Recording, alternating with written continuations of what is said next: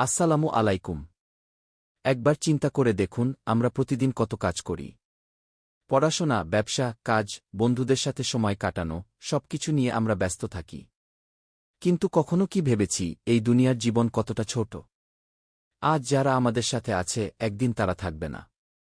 আর একদিন আমরাও এই পৃথিবী ছেড়ে চলে যাব। এটাই বাস্তবতা। আল্লাহ আমাদের এই পৃথিবীতে পাঠিয়েছেন একটি পরীক্ষার জন্য।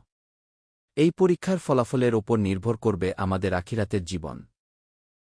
তাই একজন মুসলিম হিসেবে আমাদের উচিত আল্লাহর আদেশ মেনে চলা এবং তার নিষেধ থেকে দূরে থাকা। ৫ ওয়াক্ত নামাজ একজন মুমিনের জীবনের সবচেয়ে গুরুত্বপূর্ণ আমলগুলোর একটি।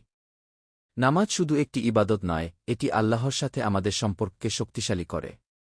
যখন আমরা সিজদায় যাই, তখন আমরা আমাদের রবের সবচেয়ে কাছাকাছি থাকি। কুরআন আমাদের জন্য হেদায়েতের আলো। প্রতিদিন অল্প হলেও কুরআন পড়ার চেষ্টা করা উচিত। কুরআনের শিক্ষা আমাদের জীবনকে সুন্দর ও সঠিক পথে পরিচালিত করে। আমাদের মা-বাবার প্রতি সদয় হওয়া দরকার। তাদের সম্মান করা, তাদের কথা শোনা এবং তাদের জন্য দোয়া করা একজন মুসলিমের দায়িত্ব। মানুষের সাথে ভালো আচরণ করাও ইসলামের গুরুত্বপূর্ণ শিক্ষা। কাউকে কষ্ট না দেওয়া, মিথ্যা না বলা, প্রতারণা না করা, এসব গুণ একজন ভালো মুসলিমের পরিচয়। যখন জীবনে কষ্ট আসে, তখন হতাশ না হয়ে আল্লাহর ওপর ভরসা রাখতে হবে। কারণ আল্লাহ সবকিছু দেখেন এবং তিনি তার বান্দাদের অবস্থা ভালো জানেন।